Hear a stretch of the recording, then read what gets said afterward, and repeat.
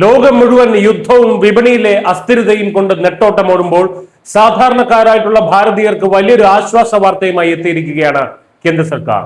അന്താരാഷ്ട്ര വിപണിയിൽ അസംസ്കൃത എണ്ണവില കുറഞ്ഞ പശ്ചാത്തലത്തിൽ രാജ്യത്ത് പെട്രോൾ ഡീസൽ വില കുറയ്ക്കുന്നത് സർക്കാർ ഗൗരവമായി പരിഗണിച്ചു. ലോകമെമ്പാടും പണപ്പെരുപ്പവും ഇന്ധനക്ഷാമവും ആഞ്ഞടിക്കുമ്പോഴും സ്വന്തം ജനങ്ങളെ ബാധിക്കാതെ വില നിലവാരം കൃത്യമായി പിടിച്ചു നിർത്തിയ ശേഷമാണ് ഭരണകൂടം ഇപ്പോൾ ഈ ഇളവുകളെ കുറിച്ചുള്ള ആലോചനകളിലേക്ക് കടക്കുന്നത്. ന്യൂഡൽഹിയിൽ നടത്തിയ വാർത്താ സമ്മേളനത്തിലാണ് കേന്ദ്ര പെട്രോളിയം പ്രകൃതിവാതക മന്ത്രി ഹർദീപ് സിംഗ് പുരി ഈ സുപ്രധാന സൂചന നൽകിയത്. വരുമാഴ്ചകളിൽ ആഗോള വിപണിയിൽ ക്രൂഡ് ഓയിൽ വില ഈ കുറഞ്ഞ നിരക്കിൽ തന്നെ തുടരുകയാണെങ്കിൽ ജനങ്ങൾക്ക് ഇന്ധനവില കുറയ്ക്കുക എന്നത് തികച്ചും ന്യായമായ ആവശ്യമാണെന്നും രാജ്യം അത് നടപ്പിലാക്കാൻ സന്നദ്ധമാണെന്നും അദ്ദേഹം വ്യക്തമാക്കി. എന്നാൽ പശ്ചിമേഷ്യൻ പ്രതിസന്ധി അതിന്റെ ഏറ്റവും ഉയർന്ന ഘട്ടത്തിലായിരുന്നപ്പോൾ വലിയ വില നൽകി വാങ്ങിയ അസംസ്കൃത എണ്ണയാണ് കമ്പനികൾ ഇപ്പോഴും രാജ്യത്ത് സംസ്കരിച്ചു കൊണ്ടിരിക്കുന്നത്. അതുകൊണ്ട് തന്നെ അന്താരാഷ്ട്ര വിപണിയിലെ ഈ അനുകൂല സാഹചര്യം വരും ദിവസങ്ങളിലും തുടരേണ്ടതുണ്ടെന്നും മന്ത്രി കൂട്ടിച്ചേർത്തു. ആഗോളതലത്തിൽ എണ്ണവില കുതിച്ചുയർന്നപ്പോൾ നമ്മുടെ പൊതുമേഖലാ എണ്ണ കമ്പനികൾ എത്രത്തോളം വലിയ സാമ്പത്തിക ആഘാതമാണ് രാജ്യത്തിന് വേണ്ടി താങ്ങിയതെന്ന് മന്ത്രി കണക്കുകൾ സഹിതം വിശദീകരിച്ചു.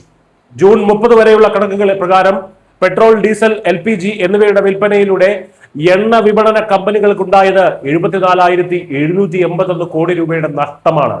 ഏപ്രിൽ ജൂൺ കാലയളവിലെ മാത്രം ആകെ നഷ്ടം പരിശോധിച്ചാൽ അത് 1.88 ലക്ഷം കോടി രൂപയോളം വരും.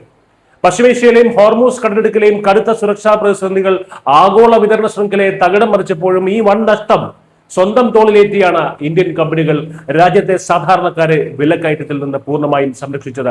പാശ്ചാത്യ ശക്തികൾ ഉൾപ്പെടെയുള്ള ആഗോള വിപണി ഇന്ധനത്തിനായി തപ്പിത്തടഞ്ഞപ്പോൾ ഇന്ത്യ ഈ പ്രതിസന്ധിയെ എങ്ങനെയാണ് മറികടന്നത് എന്ന ചോദ്യത്തിന് കൃത്യമായിട്ടുള്ള മറുപടിയും കേന്ദ്രമന്ത്രി നൽകിയിട്ടുണ്ടായിരുന്നു.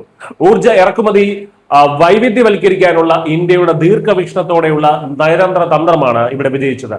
മുൻപ് നമ്മൾ വലിയ വ്യാപാര ബന്ധം പുലർത്താതിരുന്ന പുതിയ രാജ്യങ്ങളിൽ നിന്ന് പോലും തന്ത്രപരമായി ഇന്ധനം സംഭരിക്കാൻ ഇന്ത്യക്ക് കഴിഞ്ഞു. ഇതിനു പുറമെ അമേരിക്കയിൽ നിന്നുള്ള LPG കാർഗോകളും വലിയ തോതിൽ ഇന്ത്യയിൽ എത്തിച്ചിട്ടുണ്ട്. ഇത് കഴിഞ്ഞ 4 മാസത്തിനിടയിൽ പെട്ടെന്ന് ചെയ്തതല്ല, മറിച്ച് വർഷങ്ങൾക്ക് മുൻപ് തന്നെ ആസൂത്രണം ചെയ്ത് നടപ്പിലാക്കിയ കൃത്യമായിട്ടുള്ള ഒരു മാസ്റ്റർ സ്ട്രോക്ക് ആണെന്ന് മന്ത്രി ഓർമ്മിപ്പിച്ചു. ലോകം മുഴുവൻ അശാന്തി പടരുമ്പോഴും ഇന്ത്യയിലെ 1 ലക്ഷത്തിലധികം വരുന്ന ഇന്ധന ഔട്ട്ലെറ്റുകളിൽ ഒരിടത്ത് പോലും ഇന്ധന വിതരണത്തിൽ 1 മണിക്കൂർ പോലും തടസ്സമുണ്ടായിട്ടില്ല.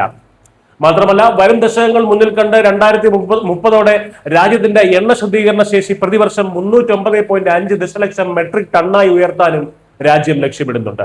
ചുരുക്കത്തിൽ ലോകത്തിന്റെ പല ഭാഗങ്ങളിലും യുദ്ധങ്ങളും ഉപരോധങ്ങളും വഴി വിപണികൾ തകർന്നടിഞ്ഞപ്പോഴും ഇന്ത്യ സ്വന്തം നയതന്ത്ര മികവുകൊണ്ട് സുരക്ഷിതമായി തീരമണിഞ്ഞു. അന്താരാഷ്ട്ര വിപണി വരും ദിവസങ്ങളിൽ ശാന്തമായി തുടരുകയാണെങ്കിൽ അതിന്റെ നേരിട്ടുള്ള ഗുണം ഇന്ത്യൻ ഉപഭോക്താക്കൾക്ക് വിലക്കുറവായി ഉടൻ തന്നെ ലഭിക്കുമെന്നുള്ള കാര്യം ഉറപ്പാണ്.